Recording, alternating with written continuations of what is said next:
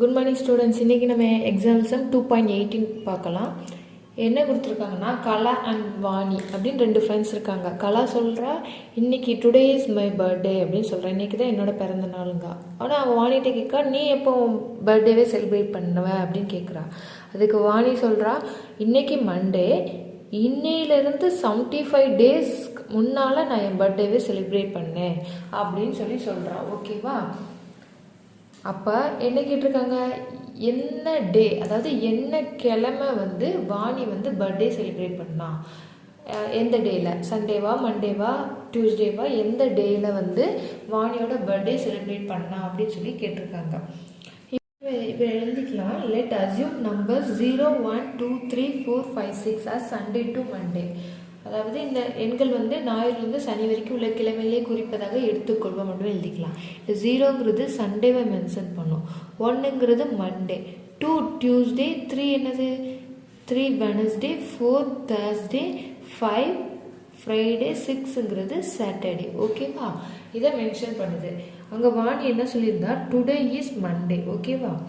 Today is Monday. So the number of Monday என்னது 1. ஓகேவா? number of Monday is 1. ஓகேவா? தமிழ் என்ன எழுதியிருக்கோங்க, திங்கள் கிழமையின் எண் 1 எழுதிட்டு நம்ம என்ன சொல்லியிருக்கா, இன்னைக்கு டுடே இஸ் மண்டே, 75 days ஆகும்.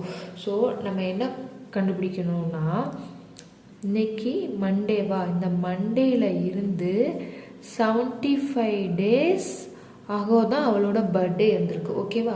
மண்டேக்கு நம்பர் என்ன வச்சுருந்தா 1. அப்போ 1லேருந்து 75 daysக்கு முன்னால் தான் என்னது அவளோட பர்த்டே இருந்திருக்கு. இதில் கிடைக்கக்கூடிய எக்ஸ் இதுதான் என்னது, என்ன கிழமைங்கிறது கண்டுபிடிக்கிறது.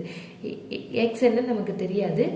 எதால் டிவைட் பண்ணுறோம், மாடுலோ 7. ஏன் 7ஆல் டிவைட் பண்ணுறோம்னா, நம்மகிட்ட டே தான் கேட்டிருக்காங்க, அதாவது கிழமை டே தான் கேட்டிருக்காங்க.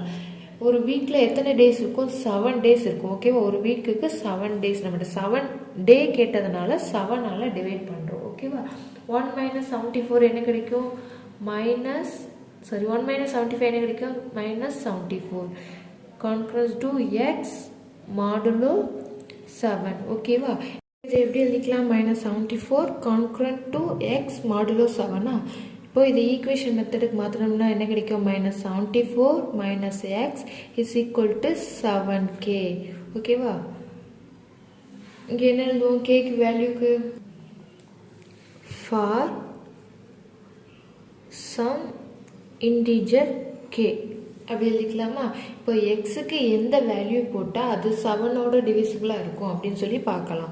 ஃபஸ்ட்டு எக்ஸோட value, if X is equal to 1, அதாவது தமிழில் எக்ஸ் இஸ் ஈக்குவல் டு 1 எனில் அப்படின்னு எழுதிக்கலாம். ஓகேவா? எக்ஸ் 1ன்னு வச்சோம்னா என்ன கிடைக்கும், 74 எக்ஸை 1 போட்டோம்னா என்ன கிடைக்கும், -75. 75 7ஆல் டிவைட் ஆகாது, ஸோ இது கிடையாது. தென் என்ன பண்ணலாம், if x is equal to 2. ஓகேவா? x is equal to 2. x is equal to 2 எனில் -74 - 2 is equal to -76. இதுவும் 7ஆல் டிவைட் ஆகாது.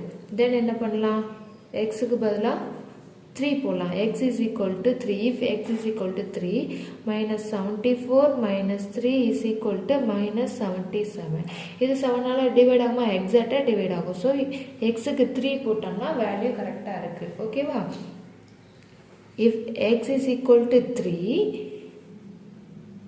then the number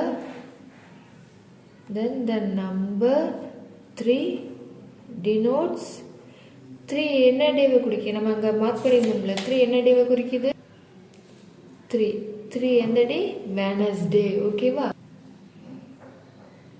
denotes Wednesday. Tamil என்ன எழுதிக்கலாம், x is equal to 3 என்பதால் எண்ணிக்கை 3 ஆனது புதன்கிழமையை குறிக்கும். So Vani celebrated her birthday on என்னைக்கு செலிப்ரேட் பண்ணியிருக்கா? வெனஸ்டே. Okay, Wednesday. தமிழ் எப்படி எழுதிக்கோங்க? எனவே வாணி அவளுடைய பிறந்த நாளை புதன்கிழமையில் கொண்டாடினாள்.